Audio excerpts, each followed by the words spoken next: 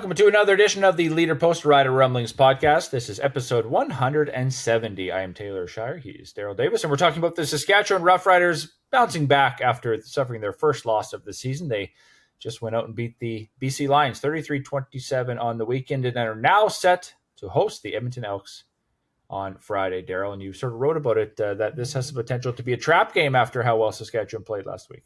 Yeah, Edmonton hasn't looked very good, have they, Taylor? The Elks have really struggled, and those are the type of games that can worry you. You know, we might have said maybe the Calgary Stampeders were a trap game, but we underestimated the Calgary Stampeders. They're a very good football team. I don't think we're going to be underestimating the Edmonton Elks. The Roughriders are pretty aware of that. They know that Trey Ford, if he starts at quarterback, because when we're recording this, there's some debate whether Cody Fajardo or Trey Ford will be the Elks starting quarterback. If it's Trey Ford, all they have to do is stop his running, but the Elks aren't even trying to run him as much. So there are some things that could go wrong, Taylor, but do you really think the Riders should lose to the Elks?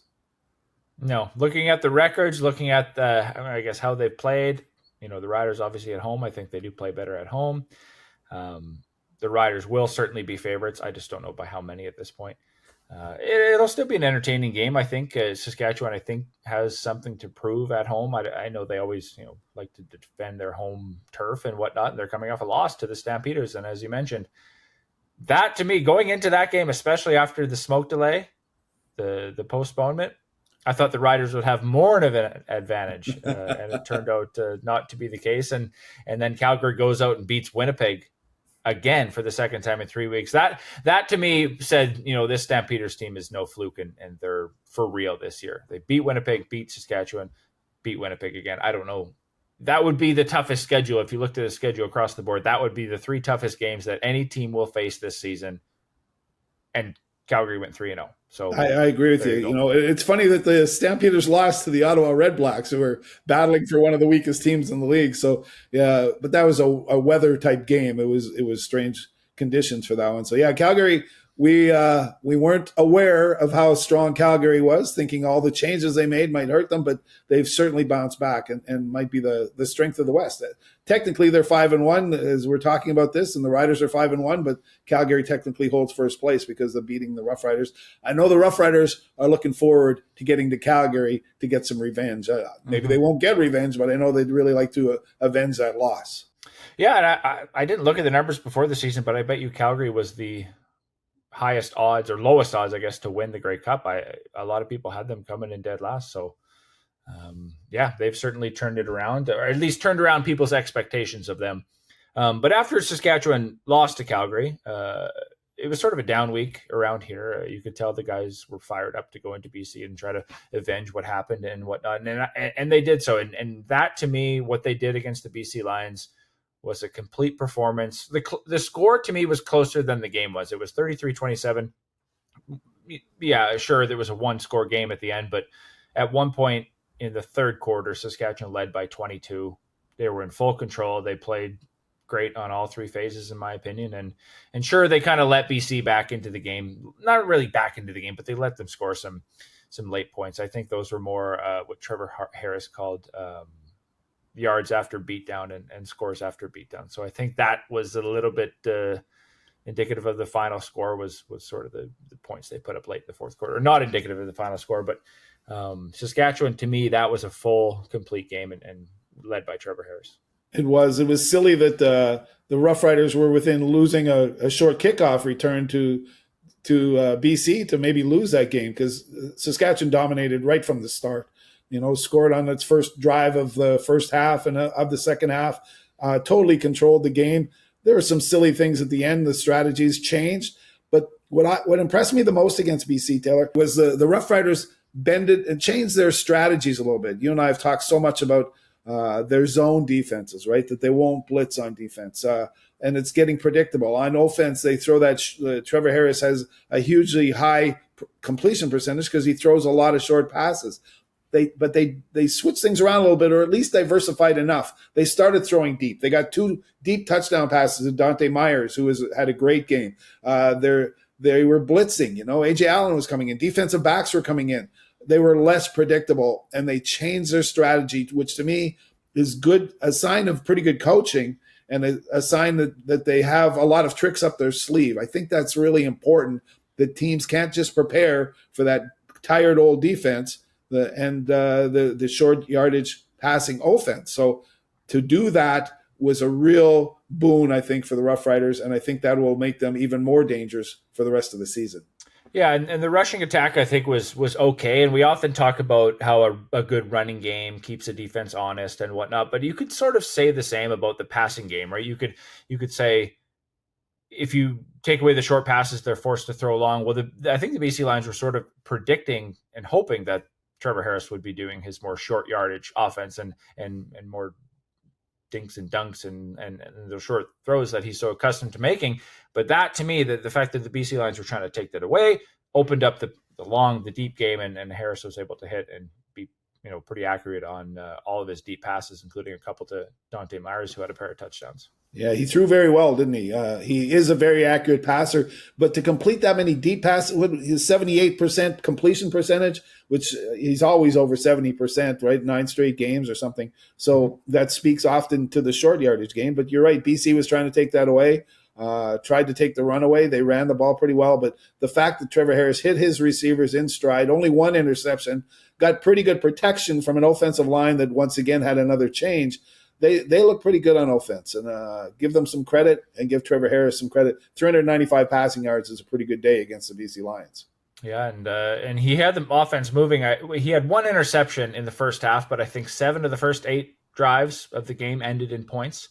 Yeah, they didn't punt until the fourth quarter, right? Yeah. So he, and Harris always talks about starting fast, finishing drives. They didn't finish, they didn't get a touchdown on all those drives, and sure, he would have liked that, but you still come away with points. Brett Lothar went 4 for 4, which again, I think that story is a non-story at this point in the season in terms of how he's playing. I think he's just fine.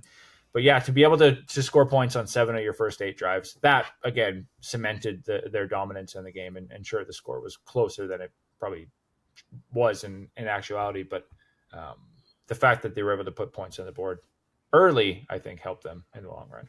Yeah, and I also think what they did defensively was huge. The fact that they started blitzing Nathan Rourke, which isn't the way most teams play against him. He escaped a couple times. He's such a great athlete, but he was harassed. And how many times did he miss wide open receivers because there was pressure in his face? So good for the Rough Riders for bringing those blitzes. We had seen them blitz maybe 4 or 5 times all season. It seemed like we should go back and count it up, but they were at least double that against BC. And it really made a difference. Nathan Rourke couldn't get set up. Maybe they should have tried that against Vernon Adams Jr. against the Stampeders, because he knew exactly what he was doing. Rourke knew what he wanted to do, but didn't have the time to do it because the Rough Riders, bless their hearts, came at him pretty hard. Yeah, and you mentioned they played Adams, they played Rourke. Now they have Fajardo or Ford, whoever starts, and I would say Ford is a little bit better of a runner, but Fajardo can easily scramble out of the pocket as well. So it'll be interesting to see what the game plan is for Corey Mace, right? Does he want to keep that quarterback, the Edmonton quarterback, whoever it is, in the pocket, or do you want to let him sort of be that playmaking ability? We saw Trey Ford, the last few years, every time he's come to Saskatchewan, he's put together this unreal performance and led the Elks to a couple of wins. Regardless of the records coming in, I think Trey Ford is going to be a dangerous quarterback. And if it's Cody Fajardo, then hey, that's the first time he's going to play against his former team. And that story to me is so far gone, but he hasn't actually taken a snap against Saskatchewan since leaving after a stint in Montreal. He was injured a couple of times. And what a wild bunch of coincidences, hey? So, yeah. Yeah, true enough. So, yeah, what they have to do, what the Rough Riders have to do, what they've always relied on under Corey Mace is pressure from their front 4. And we, at the start of the year, we talked quite a bit about, it looks like a pretty good front 4. But there's not really he dresses 9 defensive linemen, but none of them have really stepped to the forefront and become a dominant pass rusher. So that's why I think they have to diversify that defense a little bit and add the pressure. Can 4 guys contain Trey Ford or Cody Fajardo? I don't think so. I think you're going to have to maybe spy the quarterback with one of your linebackers, or at least bring some pressure. So what does he do? It'd be interesting to see, but at least he's shown that he's willing to, Corey Mace as the defense coordinator, at least he's shown he's willing to try new things, and maybe he'll be able to adjust to whoever plays quarterback for the Elks. Yeah, and we've talked about the defensive line, but the front four, Malik Carney, Shane Ray, and then Mike Rose and Micah Johnson, those are, four all-star caliber players. I don't know if they'll be all-stars this year, just based on, the stats often dictate who all-stars are going to be, and none of those four are leading the league in sacks by any means. But I think the depth that they have, I feel like against the Lions, it was Habakkuk Baldonado, Caleb Sanders, those guys causing the most disruption, and those are the rotational guys who are in there. And if they continue to disrupt like they have been, they're going to obviously get more playing time and maybe stay in for another few plays here and there. But I feel like it was those secondary guys that really caused a lot of disruption against the Lions. Yeah, their secondary is really turning into a decent part of this football team, right? Mm-hmm. Adding Tavon Campbell was that might have been. We've talked about Tommy Stevens being their best addition. Tavon Campbell to me is at corner, a Canadian corner, was one of the best and a surprising find. Nobody thought, hey, Tavon Campbell's coming back to the CFL, and there he is. He missed one game, and they didn't play very well the game against Calgary when Tavon Campbell was out. Antoine Brooks stepped in and couldn't fill the role that Tavon Campbell does. He basically picked one off and ran it back for another touchdown, but it was called back because of a Riders penalty. So there aren't many weaknesses in that secondary. You're right. They can afford to blitz with their linebackers a little bit because all of those defensive backs are capable. They seem capable of playing man-to-man defense, which is usually what happens when you blitz, right? I know Nelson Lacombe takes some heat. The phone-in shows are on him a little bit. He's the safety who moved from corner last year to play safety, and he was out-jumped or had a touchdown pass thrown over his fingertips. And then all of a sudden everybody's saying, hey, that Nelson Lacombe doesn't make any plays. We rarely hear his name, which is rare. That's unusual for a safety because the safety is usually the guy who's crushing and hitting hard in the middle. And you hear Toronto has a safety like that. Montreal has a safety like that. Hamilton has a safety like that. Saskatchewan has more of a coverage safety. So I think they're comfortable with what he's doing. He's not a scary guy across the middle, but he's doing what he needs to do. And that's kind of what is relied upon for this secondary, isn't it? Mm-hmm. Yeah. We're not hearing. Is it Sluka in Toronto? And yes. He's like becoming a household name, and he's this rookie safety who's making plays. I mean, he plays some special teams too, but the amount of forced fumbles and interceptions and whatever that stats that he's gained, like the Riders don't necessarily have that player. But again, the schemes are a little bit differently. Lacombe's probably being asked to be or serve in a different type of role. So you do make a good point there. I was just going to say we've talked offense, defense, special teams. Losing Mario Alford is a bit of a hit for them, right? Dre McCray stepped in, a rookie who had a good preseason, did okay, didn't mess up anything, and he'll probably get better as he goes along. But the fact they didn't punt until the fourth quarter was interesting. And their kicker, Brett Lother, made all 4 field goals. So now he's up to 14 for 20 this season, which is a more respectable 70%. He's had a bit of an up and down season, but I think at the moment things are smooth are going along smoothly. But is it something that they're going to have to watch for as we move a little further ahead? Yeah, we'll see. I don't think so, but yeah, and like I said, I keep saying until it becomes a trend where it's not a blip and he has a bad game or a stretch of bad games, I don't think it's a story. Okay. Or I don't think it's something that Brett needs to worry about, in my opinion. Their special teams have been pretty strong this year in terms of coverage too, though. So those are the unsung heroes that you never really realize. The guys are making the tackles, but they've done a really very good job on coverages. Yeah. All right. Well, you're writing about it this week, but we are a third of the way through the season. So give us a glimpse in terms of what the report card looks like for this team through semester 1 of 3 of the season so far. Well, you're my assistant teacher, aren't you? Haven't we been discussing this a little bit? I always look at it when I do a report card like this. What's their record? You have to think, well, they're 5-1. That's really good. That would be like a 80% or 70% something. It's a really good performance so far. So, are there any Fs on the report card? No, they've all played pretty well. There have been a couple of things where you say, oh, that's a bad play, but consistently there haven't been any positions that have really underwhelmed us. Are there some A's? Probably, right? Maybe the quarterbacks deserve an A because when Jake Mayer had to step in, he did the job. He did what he was supposed to do. It wasn't stellar, but he did what he was supposed to do as the backup quarterback. Trevor Harris has played exceptionally well. Even the game they lost, he threw for 400 some yards.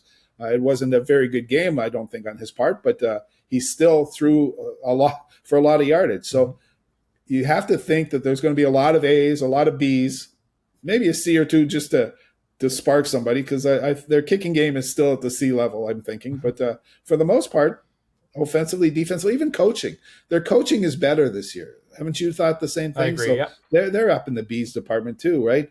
I know this is just all subjective, and it's part of the fun, because when you're a pro athlete, you're going to be rated, right? Are you good or are you not good? If you're good, you get to keep your job and you're winning. If you lose, well, then you're getting a bad mark and you're probably going to be out of work. So, but I think you have to give them a pretty high average, Taylor, don't you?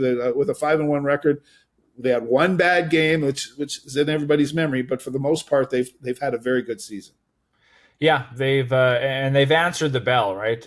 This last week, after that disappointing loss, they came back and answered the bell and rebounded, bounced back, however you want to write it.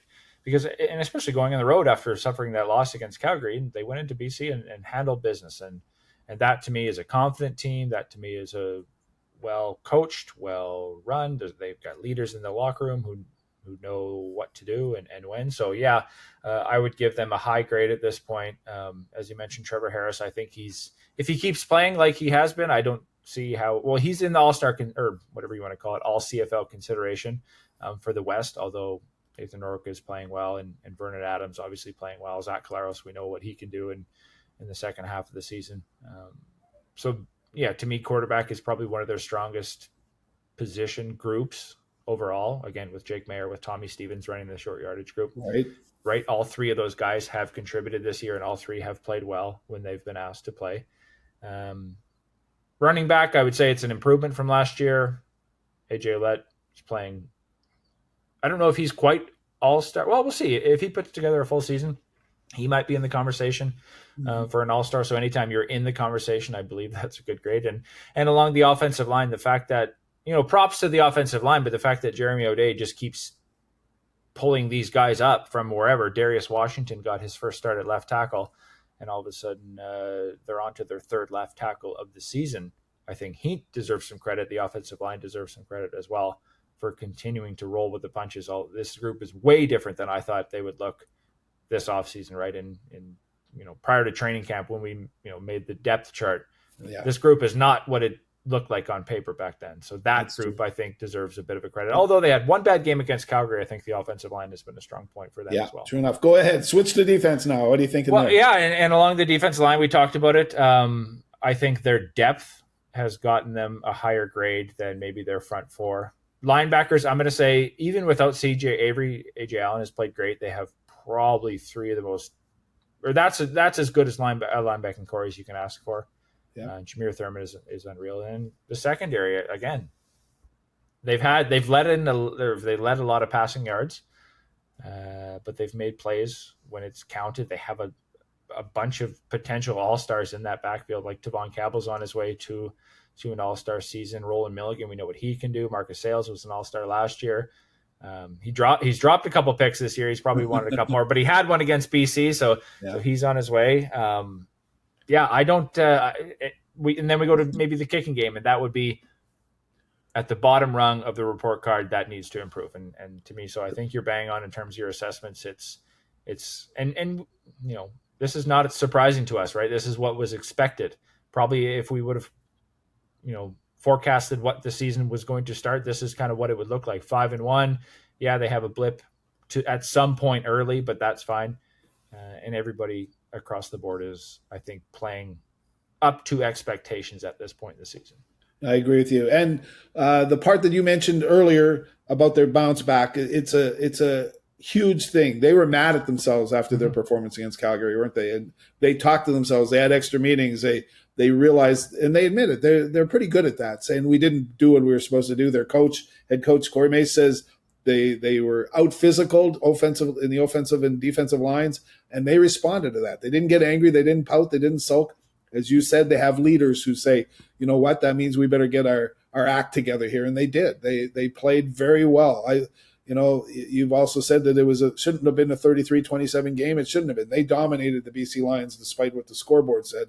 And they won at every level, every trench battle, it seemed like, for the most part. Of course, you're going to lose a couple during a game, but every position versus position group, it was a Rough Rider victory. So a pretty solid, resounding victory for the Rough Riders, even despite the score. And if they keep carrying that, if they can carry that into this second third, which is a lot tougher, they have Edmonton and then a whole bunch of teams with winning records after that. They've got a lot tougher stretch. If they can escape that with a 5-1 record, that's really impressive. Yeah, we can look at the stretch maybe after this Edmonton game, but sure, they got Edmonton. Then they have Montreal, who is without Davis Alexander, so that makes them a little bit easier. And then we're getting into sort of the more harder stretch run, but we can talk about that maybe next week on the podcast. How about that? Okay. All right. Well, Darrell, enjoy the game Friday night as the Elks are in town to face the Riders at Mosaic Stadium. Appreciate you joining the podcast. See you at Mosaic, Taylor.